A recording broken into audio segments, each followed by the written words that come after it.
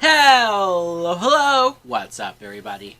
My name is Mike Brown, aka Review King MB, and this is still my 31 days of horror movie reviews. In fact, this is All Hallows Eve, so I decided to watch and continue the series Stepfather 3. This is a 1992 film that's actually a TV movie. It premiered on HBO way back when. This is directed by Guy Mager, and the plot. It's still a very much a continuation of the first two films, even though we've recasted the stepfather, Jerry. He is now, instead of Terry O'Quinn, he's played by Robert Whiteman, who changes his name to Keith Grant. In fact, not only does he change his name, he gets plastic surgery in the beginning of the film, which I guess explains why it's a new actor and why he looks different. Okay, sure. So now with the new face and the new name, he goes off and he gets married, of course. You've seen this once or twice. We've heard this song and dance before. Where he marries a woman who has a son and he gets close to this family. Although this time, he seems like he wants to have a child of his own. So when his wife can't get pregnant, he, while still being married to her, goes off and starts to woo and court a new woman who has a son. And he tries to get that going as well. What I thought of The Stepfather 3 was... It's fine. It's fine. It's fine. For a TV movie, look, it's not horrible. It's not garbage. It's not a steaming, stinking pile of dog shit like it could have been. But it's also not great either. It's not nearly as good as the first two films. First reason right off the bat is this new actor, Robert Whiteman, as Keith, Jerry. I didn't like him nearly as much as Terry O'Quinn. I just didn't think he was as good of an actor, especially the first half was rough.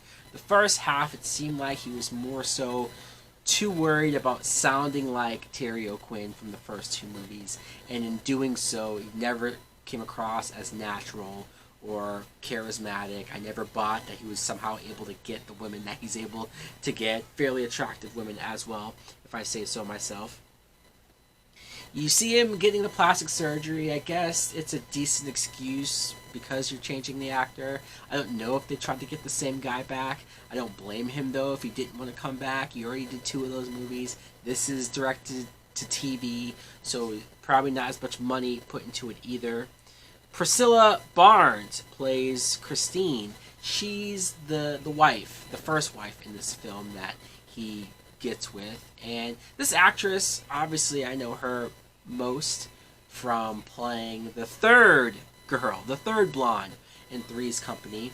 Used to watch that show all the time on Nick at Night. I'm not that old, but I certainly watched the reruns.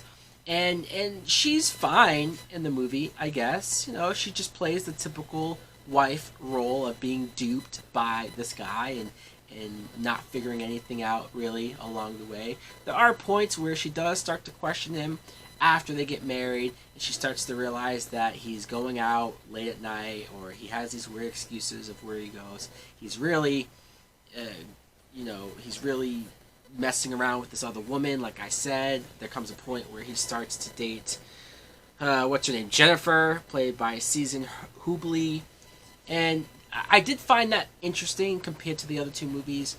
There was a part in the first film where while he was still with his first wife, he got a new house in a different place, changed his name, changed his look, started talking to the neighbor who was, of course, single, and seemed like he was planting his seeds there before he was going to clean up and end his life previously. Here, though, you got to see a little bit more of it, though, right? He actually, honestly, became a little sloppy, though, because he started seeing two women who are very much in the same town, the same circles. They even meet each other, and that becomes very problematic for him.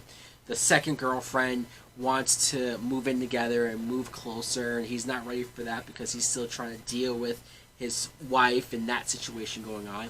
There's so many times where he constantly gets the two sons' names mixed up. So again, very amateurish this time around, Stepfather. Priscilla Barnes, she has an ex-boyfriend that she only dated for like 2 months, but he's obsessed with her. He's so brokenhearted that it didn't work out. So because she's with this new guy, the stepfather, he's freaking out. In the very beginning of the movie, he's like stalking them, he's watching them, he shows up to the guy's house. I'm almost afraid that this guy, what's his name, Mark, this ex-boyfriend was going to be the killer if the stepfather didn't end up killing him first. Now, I almost shut the movie off because right off the bat, he kills this ex-boyfriend on his front lawn, outside in broad daylight, and nobody sees it. He's so more out in the open this time around. He just came off so sloppily, not as somebody that's been doing this for as many years as they made it seem like he had in the first two films. He just made so many more mistakes, and that was kind of odd. David Tom plays Andy. He's the son. He's the kid, the son of Priscilla Barnes. He's in a wheelchair, which I thought was kind of messed up, that we're going to deal with a kid who's handicapped or you know, can't walk. But they explain that the doctor thinks it's all psychosomatic. It's in his head. He is able to walk, but he just can't figure it out yet. He's upset about his parents getting divorced and wanting to live with his dad, but he also, because he's a hacker, every kid in the 90s was a hacker, he's able to try to figure out whether or not the stepfather is who he says he is, or is he the killer. At least this time around, the news showed pictures of the original actor, Terry O'Quinn. They showed pictures of him saying that he's at large, be on the lookout. Somehow the son was able to see the old picture of the old actor and figure out that this new guy and him are the same. Don't ask me how. There's also a Reverend Brennan character. John Ingle plays him. And he has a relationship with the boy. Not like that, but you never know. But he wants to help the boy. He wants to figure things out. He catches the stepfather in certain situations that look rather suspicious. So, I mean, he was there to, I guess, be on to him. But we all know that doesn't really work out for anyone that's going against the stepfather. The acting isn't the greatest, mostly from our main guy, our main killer, and we spend so much time with him. It's not until he's emotional and angry and upset at points to where I start to say, okay, fine, we're getting some emotion and whatnot. But overall, this is a very forgettable film. This is a very unneeded movie in the series. I think the first two would have been fine. I guess they did remake it, but at this point, you might as well have just said this was a remake, or just had this be a whole different continuity, different start, because the continuation I don't really think works all that well. I think they tried to do something. The movie is very long in comparison to the first two movies. The first two movies are an hour and a half. This is bordering 2 hours. It does not need to be that long. Why is this TV movie longer than the two theatrical films? It makes absolutely no sense.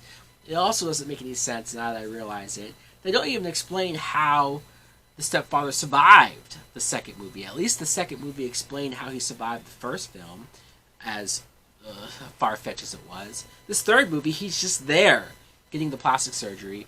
Where does he get this money from? How is he able to do everything that he's doing? Anyways, yeah, this movie, it's a time waster. I had it on. I watched it. I did some other stuff too while I was watching it, so I guess I tried to make the time go by quicker. Overall, though, it's not something I would highly recommend. It's not something I would say, man, you really need to watch Stepfather 3. It's a must-see. No, just stick with the first two. Hell, even the remake. But I'll be watching the remake next, so we'll see how that holds up.